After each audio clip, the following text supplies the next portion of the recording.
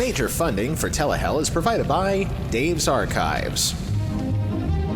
If you're looking for retro commercials from the 50s all the way up to the 90s and possibly some points beyond in the future, turn to Dave's Archives, also home to the TGIF live stream on Friday nights. Go to davesarchives.com. By RetroCirc on YouTube, home to the off-duty Mime Players and all those off-air commercials that he likes to put up so much from the 80s and 90s. Go to YouTube and type in RetroCirc, spelt with a Q at the end. And by the continuing financial support of our patrons at patreon.com/Telehell Podcast, including Mr. Cheeseball, Drew Drewski Mitchell, Rick Kalacki Jr., Robert Marquez, Chris Michaud, Meredith Morrissey, and Neil Weinstein. Thank you.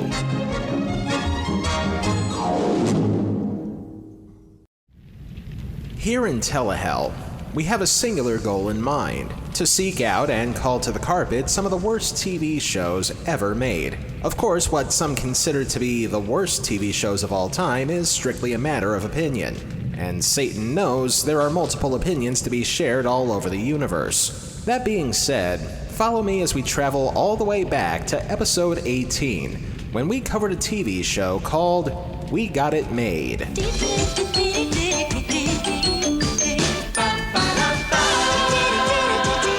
As derivative and as cliche as that show was, it still had a unique honor attached to itself. The fact that this show was the only new show of NBC's ill-fated 1983 Be There season to have been granted a second season of shows, albeit 4 years later and in syndication with a completely different look and feel, but it still counts. But what about the rest of the Peacock's perils that year? Could they truly have been as bad as people believe them to be over the years? As luck would have it, two of the biggest bombs the network would have that year wound up sharing the same night. And I can't think of a better way to start closing out the season. I'm leaving! And now, it just never ends, does it? This is Telehell.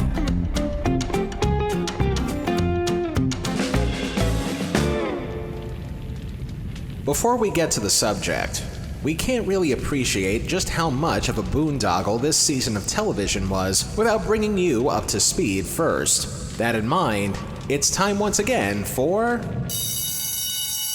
a Telehell history lesson. To say that NBC's problems in the late 1970s are a part of the story is a given. In spite of the efforts of Fred Silverman, pretty much 90% of those efforts from 1978 to his resignation in January 1981 blew up in his face. A face that he ultimately saved by establishing his own production company and selling shows to networks instead of passively greenlighting them. But I digress. With Silverman out as network entertainment president and CEO, somebody had to take his place. But with the network in dire straits by that point, RCA, then NBC's parent company, figured that this was a two-man job. The first man being appointed to the chairman position is no stranger to putting on quality programming. He got his health under control. He was let go at NBC. Came out here, had to live through a couple of years of, negative thinking about him. And then he discovered what I call geriatric theater in television. And he discovered that you could bring back, Perry Mason. But he had about 4 of those shows, that the demographics of which weren't too good, but they were very popular. And he reinvented himself. Grant Tinker, who in the 1960s married Mary Tyler Moore and also formed a joint venture production company with her while working for 20th Century Fox Television. That company was MTM Productions. And as we mentioned a little while ago, this was a company that helped bring to life such TV staples as Mary's self-titled sitcom, The Bob Newhart Show, WKRP, Rhoda, and perhaps more significantly by 1981, a show called Hill Street Blues.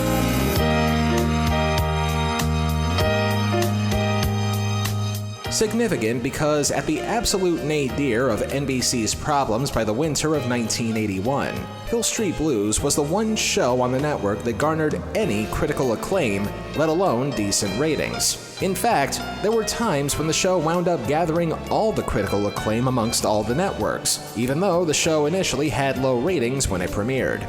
We're not saying that the success of this show is the reason why Grant Tinker was named chairman of NBC in 1981, but it would seem like anything less than a coincidence if there wasn't a connection between the two. NBC hired Tinker because he had a track record in putting on quality shows. Someone else who had a track record not as big as Tinker's but on his way to having one of his own was the man NBC had hired to head up their entertainment division. Ladies and gentlemen, our boss, Brandon Tartikoff. In case you're wondering, I'm Brandon Tartikoff, president of NBC Entertainment. If Fred Silverman is considered Telehell's patron saint, Brandon Tartikoff should be a saint, period. For he is long credited as the reason why NBC began to change its fortunes for the better in the 1980s. Already working at the network since the mid-70s, Tartikoff was seen as a boy wonder of TV programming. One who could read the tea leaves, so to speak, in trying to figure out the best ways to outperform the other networks while trying to avoid airing copycats of existing shows. Or at least that would be the case later on in the 80s, because in the 70s, well, nobody's perfect. Here's a partial list of shows that Tartikoff may have lent a hand in helping get on the air. On Turnabout, a little magic made Penny and Sam switch bodies. I am in your body and you're in mine. I think I may die. Then it's Hello Larry. His fans listen, but his teenage daughters don't. He's got a band? Yeah, because of his Rassel Castle. Premiering Friday, January 26th. Friday, Zipper's dad pays a visit. I'm here to talk about your grades. On Brothers and Sisters. Then, how would you feel if you had a chance to win $1 million? Just this one time. Let me win the big one. I think maybe I'll go around the world. Who will win on Sweepstakes? Right after Brothers and Sisters, Friday, starting at 9, 8 Central on NBC. But to be fair, he was still young at the time and still trying to figure out how network TV worked back then. Because in 1981, at the age of 32, Tartikoff was named the youngest ever president of NBC's entertainment division. Tinker and Tartikoff did what they could to make NBC watchable again in 1981. Unfortunately, there was still some Silverman residue by the time that year's fall offerings were unveiled. So, they focused their energies on what was right with their schedule, their existing successes in Different Strokes and The Facts of Life, Season 2 of Hill Street Blues, plus the premieres of Late Night with David Letterman, the sitcom Give Me a Break, and a TV adaptation of the movie Fame. In spite of the silver linings, NBC was still in third place, but reconstruction was on its way. We're NBC. Just watch us. NBC. You love us. NBC.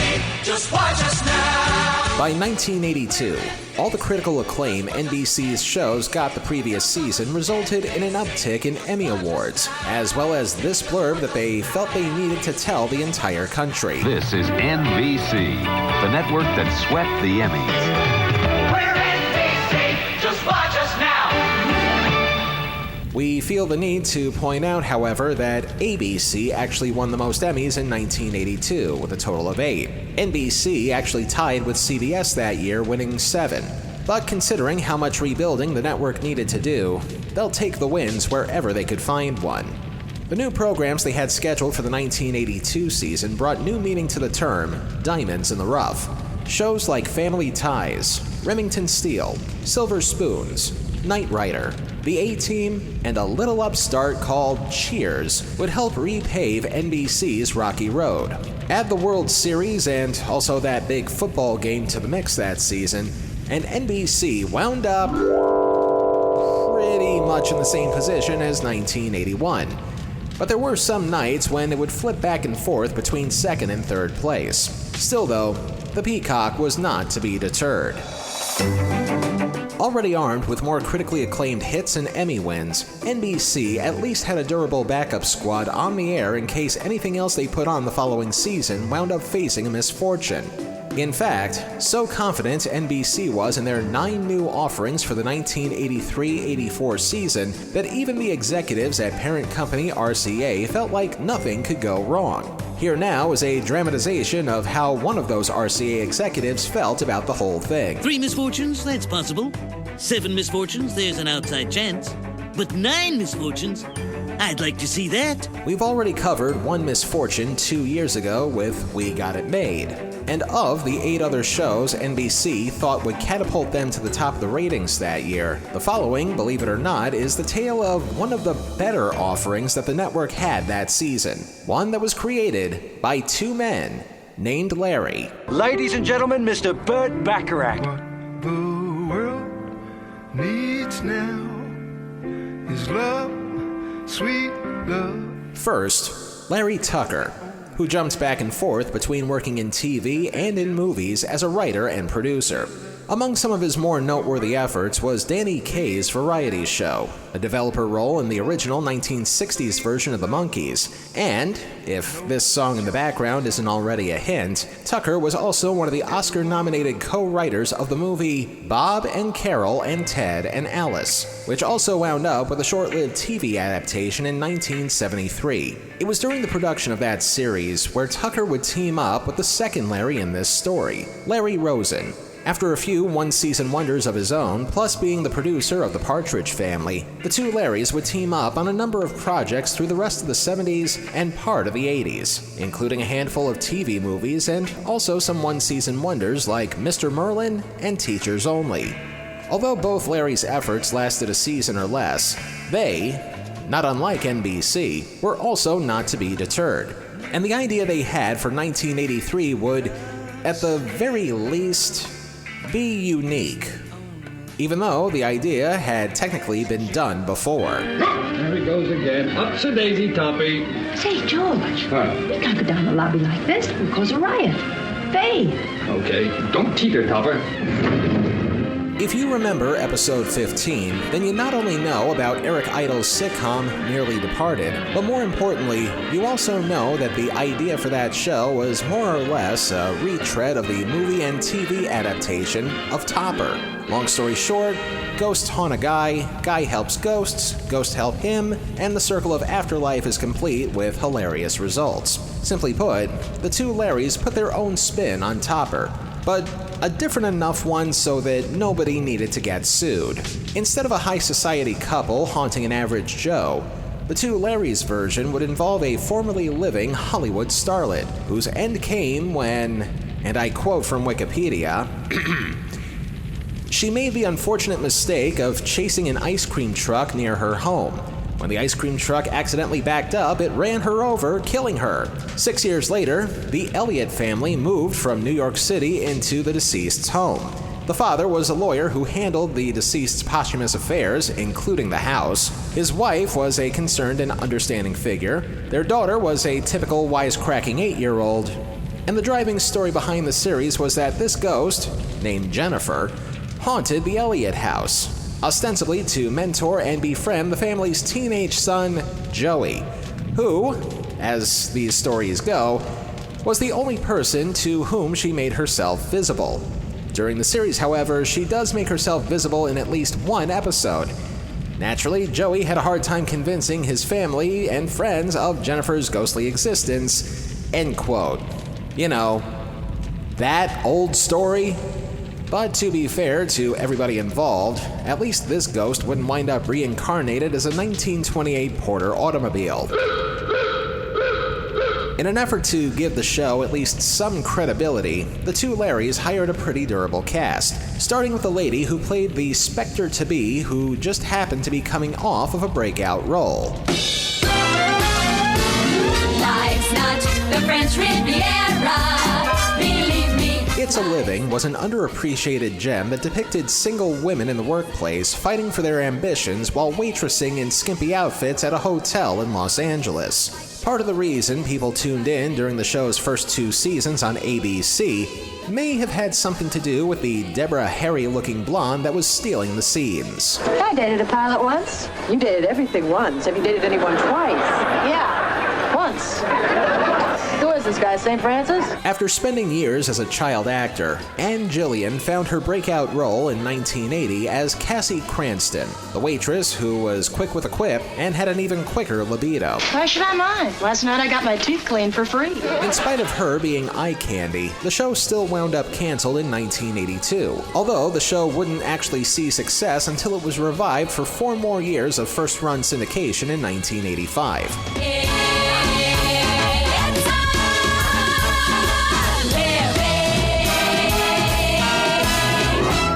In between those years, however, Gillian continued to make a living, most notably in a TV biopic on Mae West, and also a supporting role in Mr. Mom with Michael Keaton.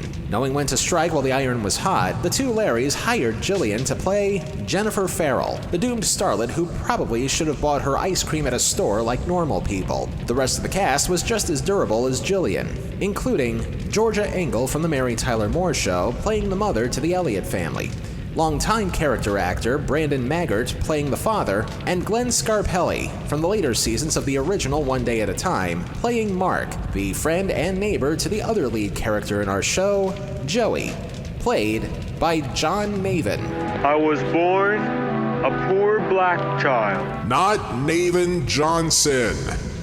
More specifically, John P. Maven Jr., another up-and-coming child actor who already appeared in a number of small roles on NBC sitcoms, most notably in the opening scene for the pilot episode of a future NBC classic. How to be it, Chief?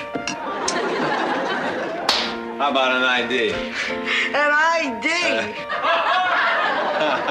That's very flattering.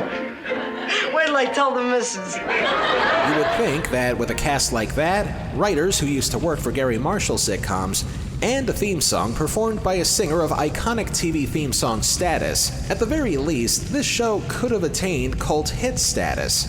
Except for 2 problems that the show had before it even started. Most notably, this, Making their way the only way they know how. And this. Ooh, it was you that became you. For whatever reason, NBC thought this show had what it took to take down an established hit in The Dukes of Hazzard on CBS and an up-and-coming hit with Webster on ABC. But NBC was not worried. After all, this show might have stood a chance if the show that led into it also had a pretty strong following. Unfortunately, NBC made that scheduling decision with a blindfold, a dartboard, and a linoleum knife. Friday's Mr. Smith going out of his tree. He will be an ordinary orangutan again by the end of the week. Unless Ellie can save him from going ape. Then Mom spooks Jennifer when she drops in from the grave. Time to get down and boogie. But is a seance Joey's idea of a good time on Jennifer's Left Here, Friday? Hey there. So, yeah, it looks like NBC pretty much went out of its way to exorcise a ghost that it put on the air in the first place. And now, so will we. After the break. Someone's come for a nutritious breakfast. What? Hello, my name is Boo. Let me finish. Booberry. My ghostly good blueberry-flavored cereal, Booberry, is part of this complete breakfast. Who do you, Blueberry? Frankenberry's got strawberry-flavored marshmallows. Count Chocula's got chocolate marshmallows. But I've got blueberry-flavored marshmallows. Frankenberry. Count Chocula. And Blueberry. This week on Telehell's premium content of The Damned. Hey, ladies. Enjoying the film? Of course not. Because this is our movie! And Dr. Pepper 10 is our soda. It's only 10 manly calories, but with all 23 flavors of Dr. Pepper. It's what guys want, like this. Catchphrase. So you can keep the romantic comedies and lady drinks. We're good. Dr. Pepper 10, it's not for women! The only way to listen to Telehell's premium content of The Damned is by becoming a patron at patreon.com/telehellpodcast. For just a few bucks a month, you can listen to our premium content and get some swag along the way. Once again, That's patreon.com/Telehell podcast. And now, back to this week's torture.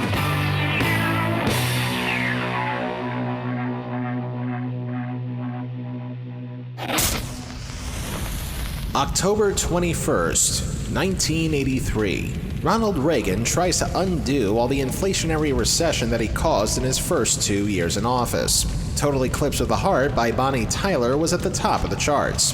And at 8:30, 7:30 Central, the haunting sounds of a former human being lures us in with her inviting tones. Hello? It's me!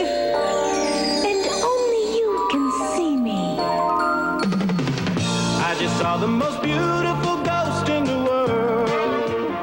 Not to mention more proof to my life and death-long theory that bad TV shows either have a good title sequence or a good theme song. More the latter in this case, because who else but Joey Scarberry would be belting out this tune? Wait, you don't know who Joey Scarberry is? He's only the singer of the greatest TV theme song of all time. Believe it or not, I'm walking on air. I never thought I could feel so free. And while this particular theme song has some inane lyrics and pales a little in comparison to the Greatest American Heroes, at least the theme song to this show is a lot better than the visuals, which I can only describe as bland, beige, and the kind of penciled caricatures I wouldn't even get from a sidewalk vendor. Jennifer slept here. Act 1 begins with the Elliott family moving into Jennifer's house.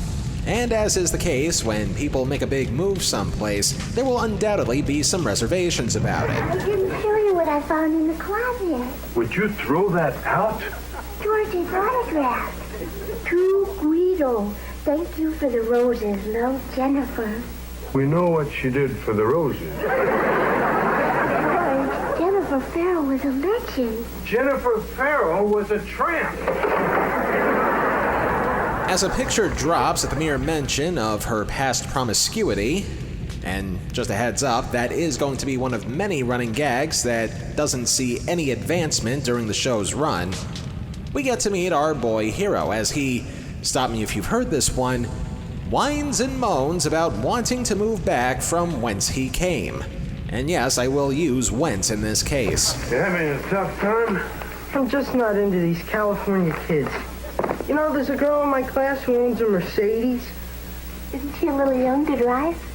Not a car, Mom, a dealership. And if one more guy asks me how it feels to live in Jennifer Farrell's house, I'm going to run him down with my bike. You don't have a bike. Then we'll just have to buy him one. But just as the kid has some misgivings, we then get to meet somebody who's making an after-living. But not before some wacky gags involving the opening and closing of a window.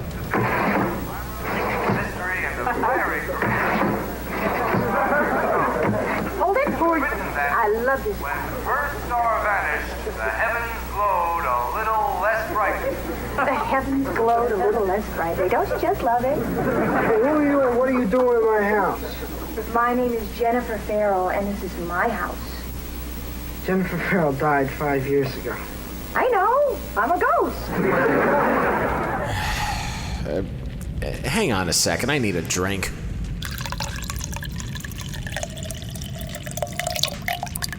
Two shows to go in this season. You can do this.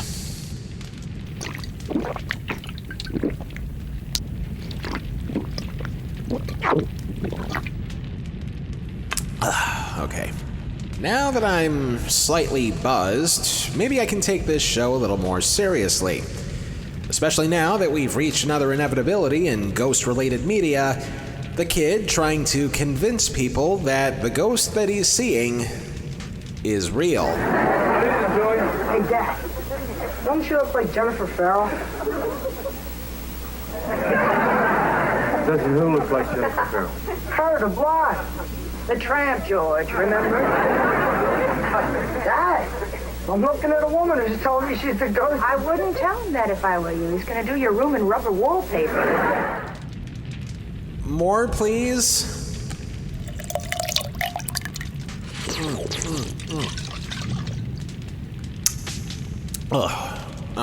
Hi. Who are you and what are you doing in my house? I told you, I'm a ghost. And I don't buy it. All right, what do you need? Walk through a wall.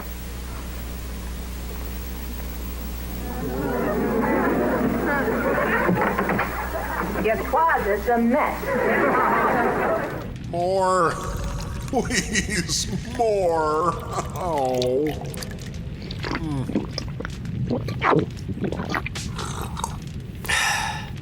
The drunker I am, the more I can appreciate how stupid this is.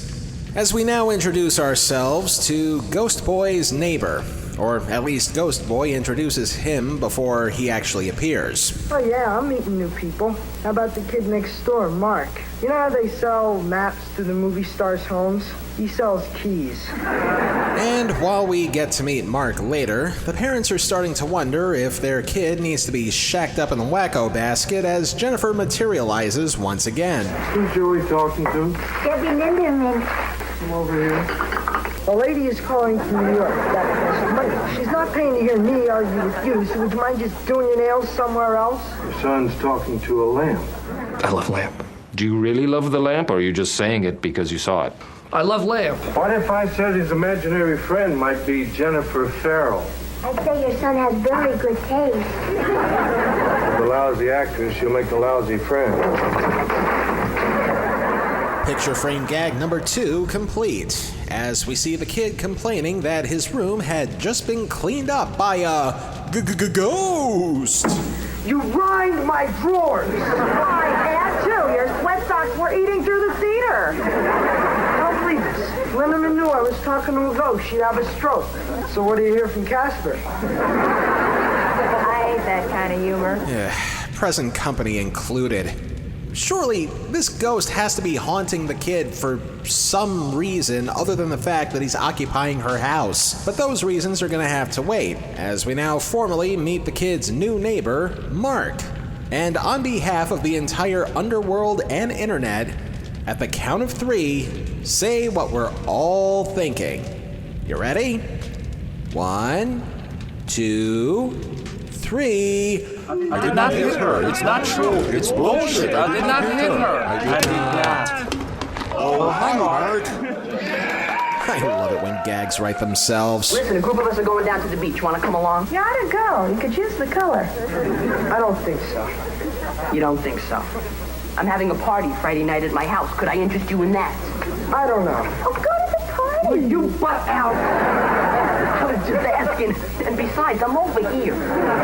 Look, Mark, I'm kind of busy. You're also kind of weird. Thanks for the loan. And next time I'm over, I'd love to meet your chair. Jeez. Are you boring? I got more life than me, and I'm dead. Yeah, well, so am I. What's your point? You think reviewing crappy TV shows is a life? It's not even an afterlife.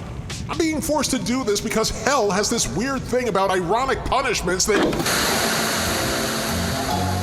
Please stand by while our host regains his sanity. I'm sorry. Just, the afterlife is a bit of a sore spot for me. And sitting through this show, it just feels like a bunch of old wounds being reopened. Particularly the internal bleeding my organs felt when I got electrocuted and... Please stand by while our host regains his sanity. Then again, maybe I am a little bitter about ghosts. Because frankly, I wish I was one instead of being trapped here in hell. At least ghosts get to fly around the world, possess people, even haunt them.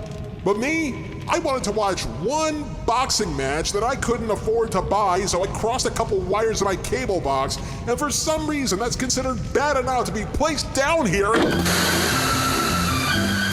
Please stand by while our host regains his sanity. But I digress. As Jennifer continues justifying her otherworldly existence. You want to help me, right? Right. You got powers. Bring Linderman here. powers. I go away, I come back. I'm a ghost, not a travel agent. Now you help me. You gave me a terrific idea. Idea?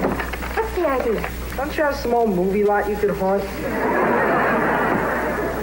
You don't want to answer my question, don't answer it. But cheap shots get me real mad. You can disappear. I can't.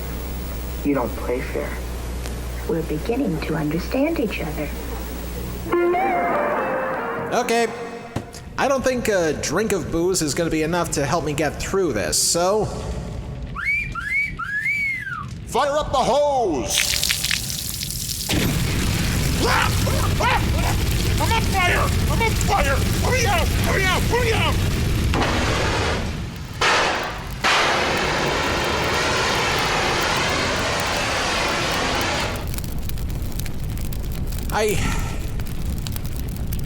I totally forgot that being served alcohol at a place that's 99% fire is a bad idea.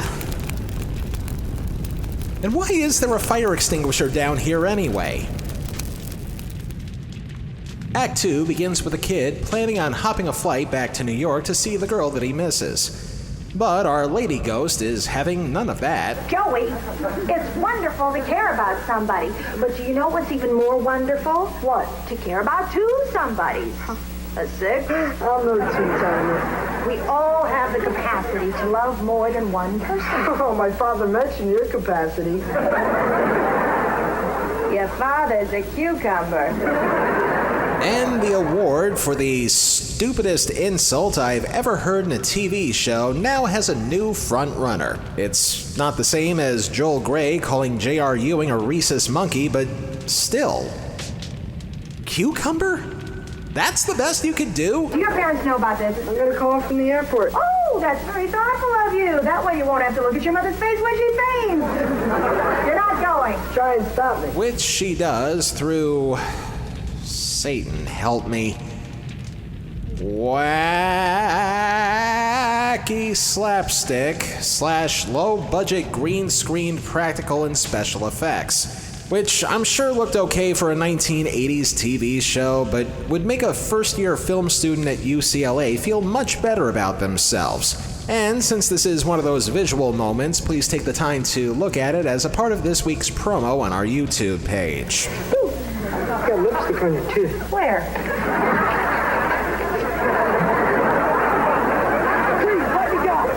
Let me go right now! Let me out! You better start to get on my nerves! Put me down! Just then, Mark comes back. Oh, hi, Mark. Check this out. This was leaning against the guacamole dip. Bring to Joey immediately. Sam, here it is. It's not mine. Your name's on the note. Somebody wants you to have it. Thanks. For the visually impaired, Mark brings the kid over a random shoe. Why a shoe? Because it makes about as much sense as anything happening in this show right now. Meanwhile, the kid has just about reached his last nerve with a ghost that he wants to bust. Unfortunately, that movie wouldn't come out until the next year, so now Jennifer tries to bring the kid down to earth a little. Did you tell Enderman you were coming? No. Why not? I'm going to surprise you. Or maybe you were afraid she'd tell you not to come. Did she say that? Joey, she's going on with her life. Now, I'm sure she thinks about you and cares about you a lot, but she also knows you're 3,000 miles away. Now, how do you make that work when you're 14 years old? Well, we could write, talk on the phone. And you have to get another somebody. Or 2 or 6. I got a confession to make. I know when you look at me, only one word comes to mind. Swinger. Don't let my hot image deceive you. Debbie Linderman's the only woman I've ever been with. A very touching and poignant moment, I'm sure. Say, do you know what's been missing from this show? Any kind of justification as to what the here is happening. I mean, aside from the ghost lady being there because she used to live in the same house as the kid, has any kind of establishment taken place that involves why she wants to help this kid, or what her ultimate end goal is, or how, aside from convenient real estate, she got involved with being the kid's hyper-sex Jiminy Cricket. But I've digressed more than I possibly could in this show, so please, let's wrap this up like a ghost wearing a bedsheet. After a somewhat lengthy sequence where Jennifer is using one of her old movies as a metaphor for why the kid should stay put in LA, the kid stays put in LA. And we also find out that the reason for the mysterious shoe earlier in the show is... You better answer that. Somebody named Joey live here? Yeah, it's me. Hi, I'm Cassidy. I don't know why, but Mark thought you might have my other shoe. Oh, somebody sent it to me by mistake. Hey, you don't just hand a woman a shoe. What? I'd like my shoe. Joey, look at her. What about her? What about my shoe? Would you open your eyes? She's a knockout. She's already smiled at you twice. My shoe, please. May I? Thank you.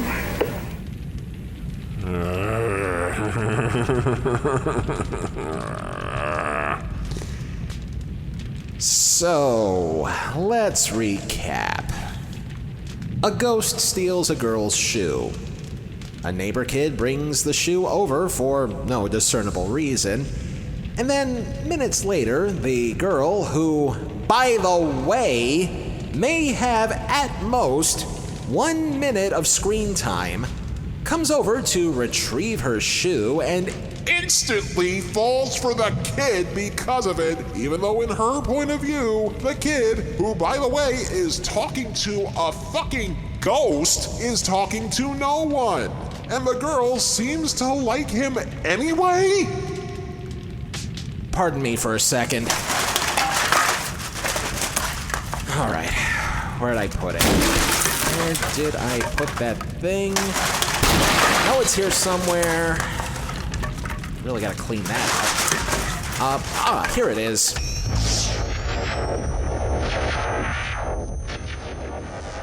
Okay, shitcom. You have exactly 2 minutes to save yourself. Otherwise, I don't care how many streams I have to cross to get you there. You're going in this ghost trap. You know, for a while there, I actually thought Joey was talking to the ghost of Jennifer Farrell. Joey talking to ghosts? Even if there was a committee choosing ghosts, they'd never pick a bimbo like her. Well, of course, jokes, not unlike celebrity deaths, have to come in threes. So I'll give them a mulligan there. How do we wrap this up? You staged a major production just to keep me from going to New York. So? How about a guy says thank you? That outfit you got on, it's making me, I don't know. I'll take that as a compliment. Why are you in it? Well, you said you were going to the beach. I mean, everywhere I go, everything I do, you're going to be there. I'm going to be there. I don't like it, Farrell. What's not to like? All you have to do is stay on your toes 24 hours a day for the rest of your life. It's not fair. Hold it. And it was written of Jennifer Farrell that when her star vanished, the heavens glowed a little less bright. Oh, I just love that part. Okay. Sappy sitcom ending. Nothing worth lighting up a proton pack over. Oh, who the hell am I kidding? Go! Okay, hold him up there. He's gonna move. Hold him up. Go! Bring your screens off as soon as I close the trap. Get ready. I'm closing it. Now!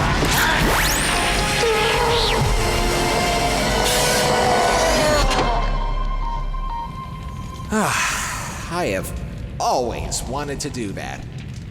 And since I'm already dead, I didn't have to worry about total protonic reversal. Anyway, this show sucked. And here's why. Limbo, lust, gluttony, greed, wrath, heresy, violence, fraud, treachery.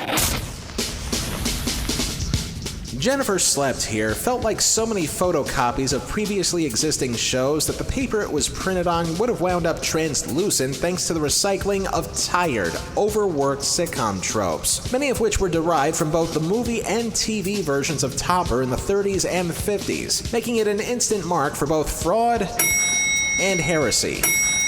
To say nothing of the fact that ghosts themselves are spirits who are seeking out the next plane of existence, so by the most figurative of terms, this show is eligible for limbo even though all of their regularly scheduled episodes did in fact air. But the saddest thing about this show is that if you squint real hard, there may have been a good show somewhere among the muck and the mire. I've looked at the episode guide for this show, and in spite of a few episodes with some seemingly decent cameos from the likes of Debbie Reynolds, Zelda Rubinstein from the Poltergeist movies, and even Ann Gillian's former It's a Living co-star Gail Edwards, none of the episodes mention anything close to character development, save for a handful where you kinda sorta get to see the extent of Gillian's powers, but other than that, there is no purpose for this ghost to be here other than to create shenanigans. At least with Topper and Nearly Departed, the endgame there was for the ghost to do a good deed for the person that they're haunting so they can move on to the next plane of existence. Here, poof, ghost, just there. It's almost as though they knew they weren't going to make it past 13 episodes, so why bother putting in the effort? I'm sorry for rambling about this particular point, but I cannot stand it when TV shows are this lazy. So much so that I wish Sloth was an official Circle of Hell. But no, it had to be a regular deadly sin. Thank you very much, Purgatory. Anyway, so much recycling and plot holes that you could fill mass graves with that those who did watch the show may have felt a sense of frustration over the how and why of the whole thing. I don't care how escapist it is. It would have been nice to see what Jennifer's overall purpose was aside from giving the kids some life advice. But that kind of laziness just pisses me off, almost wrathfully, if you will, especially when there are notably talented people involved. To say nothing of the fact that they clearly capitalized on Ann Gillian's snark and especially lustful sex appeal to try to lure in certain viewers. A gambit that failed to pay off considering that the show wound up ranked as the number 89th TV show of that season. But then again, the show had both the Dukes of Hazzard and Webster to contend with. But as writer Tom Ensign of the Toledo Blade newspaper stated in his own critique of the show, quote, "It wasn't funny, it wasn't witty, and it doesn't stand a ghost of a chance," end quote. And I'm glad he said that instead of me, because I think we've had enough tired cliches around here for one day. Jennifer Slept Here earns 5 out of 9 circles of Telehell. And that's all I'm going to say about the show, because just in case you're curious about the rest of the shows on NBC's lineup for the 1983 season, I'll give you a quick rundown since most of these shows are not available to be seen or reviewed, or if they are seen, they don't quite fall under our standards of review for review. So let's review. First, The Yellow Rose, which, based on the promos I've seen, looks like clone number 346 of the show Dallas, but without the oil. And in spite of a pre-moonlighting Sybil Shepherd in it, it was one of the few shows that made it to a full season ending in May of 1984. Bay City Blues actually is on YouTube, and for the most part, it does look somewhat decent, especially since Stephen Bochco is behind it. Unfortunately, there's a fine line between decent and dull, so it's probably something that we'd never review on principle. As is the case with The Rousters, the tale of carnival folk / bounty hunters who are descendants of Wyatt Earp, one of whom is played by a pre-earnest Jim Varney, putting in more effort here than he ever would on Pink Lady and Jeff. Unfortunately, the show was scheduled opposite The Love Boat, so it never really had a chance. Boone I know next to nothing about, since they don't even have a Wikipedia entry. And based on the few promos I could find, it seems like your typical boilerplate story of a country boy trying to find ambitions as a country singer, even though his family doesn't approve. You know, that other old story? There was also For Love and Honor, the tale of Army paratroopers that might have been okay if viewers didn't tune in to the shows that ran opposite. Pretty much any show that tried to stand up against CBS on a Friday night that year got killed in the ratings. And this show was no exception, no matter how good the intentions were. And then, finally, an aforementioned show that I actually wish was able to review, if only because it carries on the tradition of flop TV shows whose star just happens to be a monkey. I hate promos, don't you? So if you'd like to hear more about my new show, Mr. Smith, Call me at 1-900-40-SMITH, and I'll tell you all about it. Right. Think people are really going to call? This, too, seems to only have promos of it existing. But believe it or not, in the 1980s, when you think people have started to cultivate their own brain cells, NBC thought people would be interested in watching a show about a super intelligent monkey trying to solve the world's problems. Unfortunately for NBC, they seem to have forgotten that we were already given Lancelot Link one time, and that was enough. It's just you and me there, NBC there, be there. So there you have it. 8 TV shows that NBC thought would bring them back to prominence once and for all, when all they did was raise more questions than answers. But before you chime in with one of those actualies, yes, we know damn well that we said that NBC had 9 new shows that were offered for the 1983 TV season. That's because we need to save our strength for this next one. A show that NBC seemed to want to place all of its eggs in the basket for that season. A show that, in their view, was destined to become the action show of the 1980s. A show that, in the opinions of the powers that be, felt was going to be NBC's signature TV program for 1983. Ladies and gentlemen, the time has come.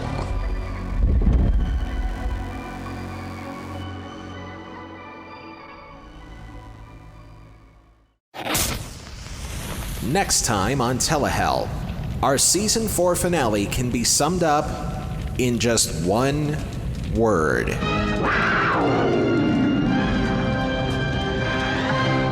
Manimal. Until then, if it's not in Telehell, it's not worth a damn. The part of the Please Stand By guy was played by Rob Maurer. Telehell was written, produced, edited, and narrated by me, Justin Hart. All clips used in this program are protected under the Fair Use Doctrine of the U.S. Copyright Act of 1976, and all clips used come courtesy of their respective companies and owners. Some of the music used in this program comes courtesy of YouTube and their audio library service. Telehell is a production of Horton Road and is distributed by Libsyn. Now that everybody is getting mysterious chemicals injected into their arms, that can only mean one thing. It's almost safe to socialize with people again. So why not get a head start on that and follow us on our social feeds? Twitter and Facebook, both at Telehell Podcast. By the way, shows like these aren't cheap. Do what you can and can what you do at patreon.com/Telehell Podcast.